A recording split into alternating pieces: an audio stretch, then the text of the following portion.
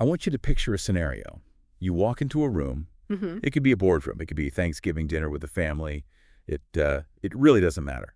But the moment you cross the threshold, before anyone has even said a single word, you stop. You feel it physically. Right. The air is thick. It's heavy. It's like that static charge right before a thunderstorm breaks. Mm. Now, for most of us, the instinct in that moment is to just shrink. Uh-huh. You pull out your phone, you check your emails, you avoid eye contact. You just want to survive the awkwardness. You want to stay dry. Yeah. Exactly. But there is a very specific type of person who does the exact opposite. They don't shrink, they expand. They are the ones who walk right up to the elephant in the room and introduce it to everyone by name. Huh, that is the perfect image. Welcome back to the Deep Dive, everyone. Today, we are opening up a file that explores exactly that kind of person. And it is a fascinating one. It really is. We're looking at a specific profile from the Max Energy ME80 personality system. Specifically, we're analyzing the SWSU. That's also known as the emotion-led leader. Right. And our mission today is to understand a personality type that doesn't lead with spreadsheets, they don't lead with rigid corporate policy, but they lead by reading the invisible data of human emotion. And right off the bat, I think we need to address the elephant in our own room, which is that title, emotion-led. Oh yeah, for sure. Because in a corporate context, or honestly even just culturally, emotional is often treated like a dirty word. It implies someone is chaotic or moody or irrational. If you call a CEO emotional, it's almost always an insult. Right, it sounds like they lack control, like they're at the mercy of their feelings rather than actually in charge of them. Precisely. But the Max Energy ME80 report flips that script entirely. For the SWSU, emotion isn't a distraction, it's a radar. They aren't moody in the traditional sense. They are highly calibrated instruments designed to detect atmospheric imbalance. So before we can judge the emotion, we really have to understand the system behind it. Okay, so let's set the stage with the system itself. The Max Energy ME80, it isn't just about, are you introverted or extroverted, right? It seems much more focused on how energy actually flows through a person. That's the best way to look at it. It measures how you process information and how you process energy. And for the SWSU, that processing starts with what the report calls their identity definition or their core declaration. What does that mean in practice? Well, when an SWSU wakes up in the morning, their brain isn't asking, is this project on budget or is the meeting agenda formatted correctly? Their brain is involuntarily scanning for one specific thing, and that is balance. Balance, like fairness. Specifically, atmospheric balance. They walk into that room you described, and they're immediately asking, is someone here being suppressed? Is there unfairness in the room? Is the vibe just off? That's so interesting. It's almost like a biological compulsion, like a bat using echolocation, but instead of bouncing sound off walls, they're bouncing signals off of people's feelings. It is biological for them, and this leads right into their control mechanism. Now, usually when we hear the word control in leadership, we think of a micromanager, right? Someone controlling people. Yeah, checking your timesheet every 5 minutes. Exactly. But the SWSU is trying to control the energy. The source material is very specific about their global view here. Their primary trigger, the thing that makes them snap into action, is accumulated unfairness and grievance. The accumulated unfairness. Wow, that feels incredibly heavy. It implies they are picking up on things that have been swept under the rug for a long, long time. That is exactly it. If emotions are, and I love this quote from the report, rotting in silence, the SWSU feels a physical need to intervene. They simply cannot sit still if the vibe is toxic. So they have to act. Right. Their internal protection mechanism kicks in, and they step forward to set the tone. They surface the conflict on purpose to save the environment. So their intervention, which honestly might look like an irrational outburst to someone else, is actually a calculated form of protection. They basically blow the door off so the whole building doesn't burn down. That is a great analogy. It's a controlled explosion to prevent a total structural collapse. But here is the catch. To be the person who absorbs all that toxicity and transmutes it, you need a very specific, very robust internal engine. You can't just be sensitive. You have to be incredibly durable. Otherwise, you'd just be crushed by it. And I think this brings us nicely to the under-the-hood section of our deep dive, because the Max Energy system uses this concept of the energy matrix to explain the mechanics of how this works. It breaks down into 3 layers, the IP, IQ, and EQ. But looking at the source, These aren't the standard definitions of IQ and EQ that we are all used to. No, they are redefined based purely on energy flow. For the SWSU, the report describes their matrix overall as a massive emotional reservoir. Let's start with the bottom layer then, the IP or inner value layer. Yeah. The report calls this stable accumulation activation, which sounds highly technical. Can you translate that for us? Sure, think of a massive hydroelectric dam. A dam holds back millions and millions of gallons of water. It has to be incredibly dense and stable at its base, or it just cracks under the pressure. Right. For the SWSU, the IP layer is that dam. Because they deal with such volatile emotional storms, anger, fear, resentment in the room, they need an incredibly heavy center of gravity. Stable accumulation means they have a high capacity to hold their ground. If they were light and breezy, the emotional pressure of a real crisis would just blow them away. So they are the ballast in the ship. They provide the weight to keep it upright. Exactly. This inner value layer provides the holding power necessary to withstand the storm while they figure out what exactly to do with all that energy. Okay, so moving up to the next layer, the IQ layer. This is the emotional activation layer. Now, normally when I hear IQ, I'm thinking logic, math, patterns, solving puzzles. But here, the report lists this as risk and consequence judgment. Yeah, and this is one of the most insightful parts of the whole document, I think. It challenges a lot of our basic assumptions. We tend to think of emotion and logic as polar opposites. Star Trek taught us that, right? Spock versus Kirk. Exactly. Logic versus feeling. But for the SWSU, emotion is a form of high-speed logic. Wait, how does that work? How can an emotion be logical? Think about it as data processing speed. When an SWSU gets a sudden flash of anger or a spike of intensity, it is not random. It's a calculation. Their brain is processing thousands of microsignals in a split second. Tone of voice, body language, history, power dynamics. Wow. And it's concluding, if we don't fix this tone right now, the team will fall apart. It's a rapid risk assessment that just feels like an emotion. So what looks like an impulsive, maybe even hot-headed outburst to an observer is actually a lightning-fast strategic move to prevent a larger disaster. Precisely. It is a survival strategy operating at the speed of feeling. They judge the risk and the consequence of not acting, and the emotion provides the immediate fuel to act. That is fascinating. Which brings us to the EQ layer, the decision calculation layer. The report calls this emotional bearing and stability. Think of this as the muscle.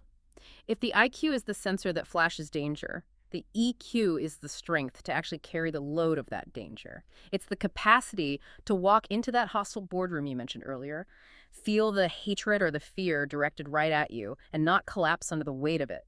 It's the ability to say, I can carry this. And finally, how does all this energy manifest? We see them leading, we see them speaking out and taking charge, but the report specifically says their energy operates inward, which seems completely counterintuitive for a leader.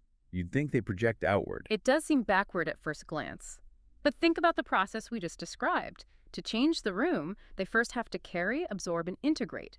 They take the chaos from the outside, swallow it, process it inside that massive reservoir we talked about, and then filter it. They're like a human air purifier. Yes. They suck in the bad air, the toxicity, the fear, the awkwardness, filter it through their own psyche, and then pump out a new, stable tone. They don't just project authority, they literally metabolize the stress of the group. Phew, that sounds completely exhausting. Oh, it is incredibly exhausting. But that metabolism process leads us directly to their deepest internal trait, which the report calls read, scene, and set tone. The source explicitly says emotions themselves are signals. I'd love to break down what this actually looks like in a real scenario so you can really picture it. Let's do it. Let's paint a picture. Let's say you're in a project meeting. The project is totally failing. Yeah. The boss is being passive-aggressive, Yeah. maybe making these snide little comments about people's work ethics. The team is terrified. Everyone's just looking at their shoes. The polite thing to do, the social contract we all sign, says you ignore it and just grind through the agenda. Right. You maintain the peace. Don't make a scene. Keep your head down. But the SWSU cannot do that. No, they can't. Because the signal of fear and unfairness in that room is too loud for them. It's like a fire alarm going off right in their ear.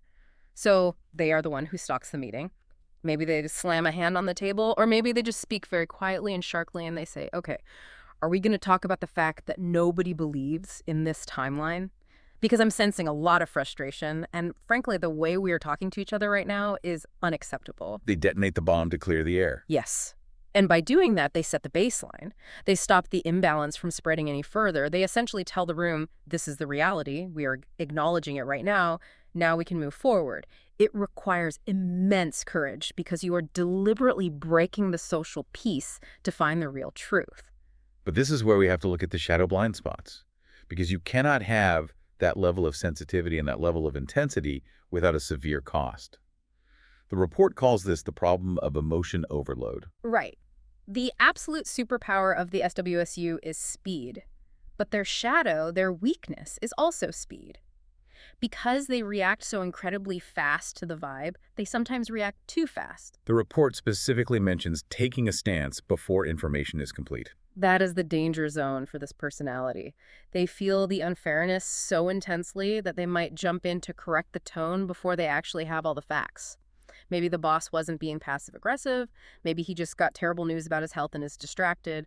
But the SWSU has already escalated the energy in the room. So their tone rises rapidly, Yeah. and that creates this immense pressure on everyone else. I can totally see how that would just suck all the oxygen out of a room. It can be very suffocating for the people around them. If the SWSU feels the environment is unsafe, they will try to control every single aspect of it to make it safe again.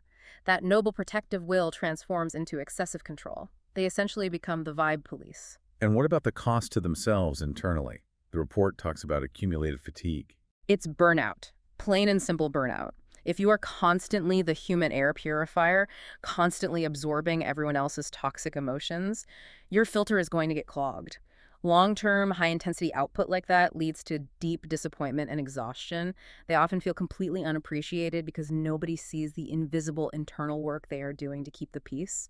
Everyone else just sees the sudden outburst. Let's shift this into the social realm, because having an SWSU as a friend or a partner or a parent, it sounds like a massive double-edged sword. It is a very complex dynamic. The report calls this presence leadership. And there is a distinct duality in how they are perceived. On one side, you have what the report refers to as the protected. These are the people inside their inner circle. Right. If you are loved by an SWSU, you feel incredibly safe. You know that if anyone messes with you, if anyone treats you unfairly, the SWSU will step in immediately.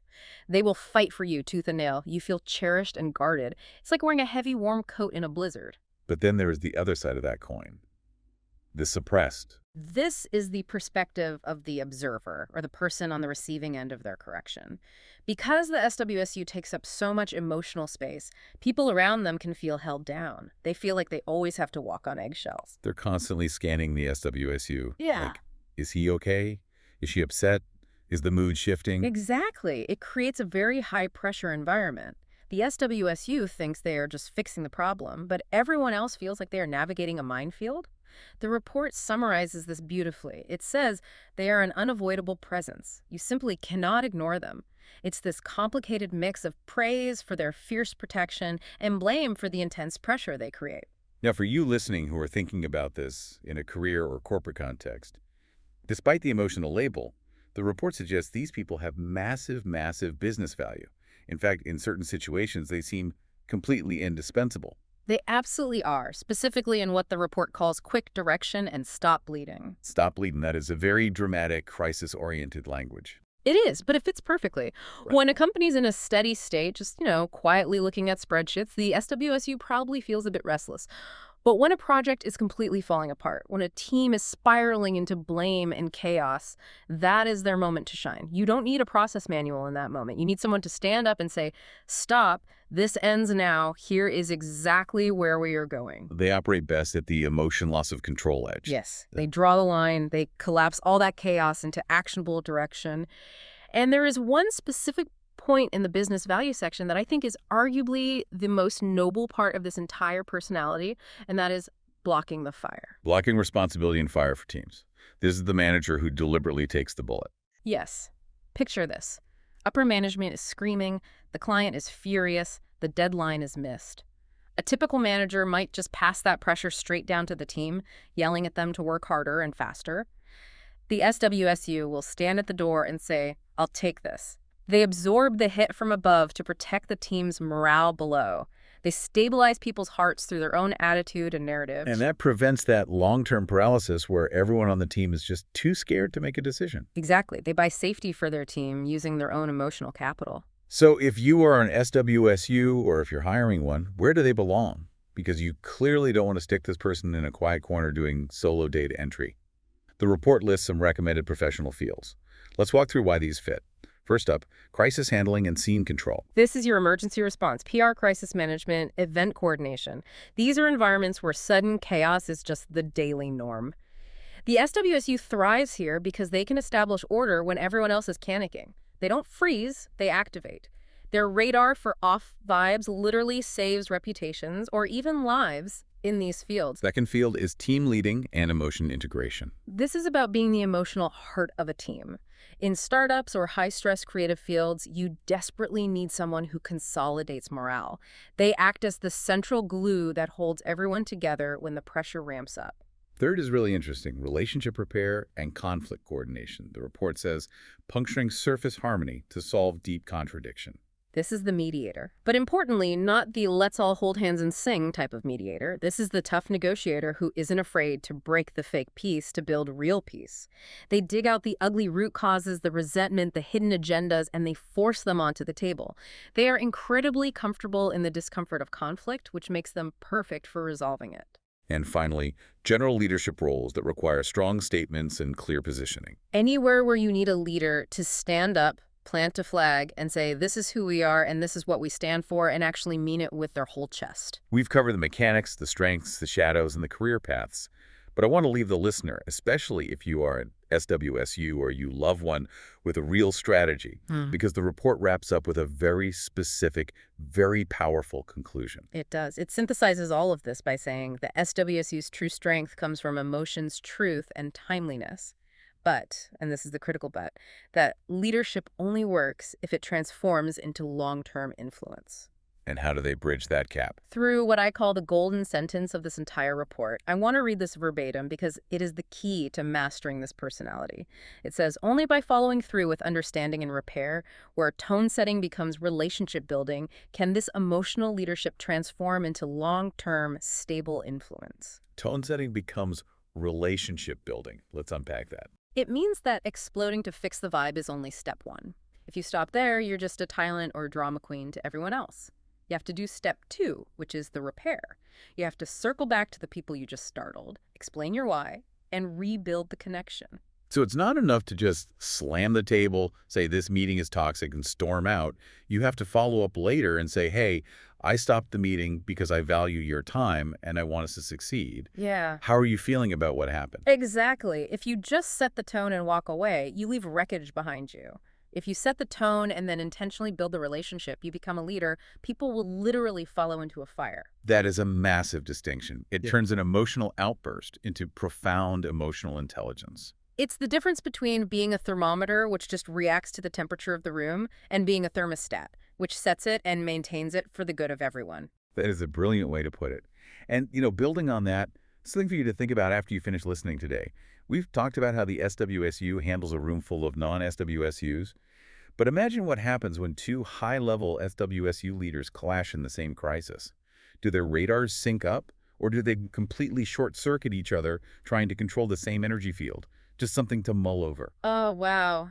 That is a fascinating dynamic to imagine, the battle of the thermostats. Exactly. Well, if you've been listening and thinking, wow, I do that, or, oh my gosh, that explains my manager perfectly, you might really want to dig deeper into this. This entire deep dive today came directly from the Max Energy ME80 Personality Assessment Report. It is an incredibly comprehensive system. We really just scratched the surface of this one single type today. If you want to understand your own energy matrix, your own IP, IQ, EQ, and how you interact with the world, it is highly worth a look. You can find them at their official website, which is www.maxenergylife.com. Or if you're scrolling social media, you can search for Max Energy or MetEnergy Personality Psychology on Facebook. The more you understand your own internal operating system, the better you can run it without burning out your hardware. Well said. Thanks for joining us on this deep dive, everyone. We will see you next time. Take care, everyone.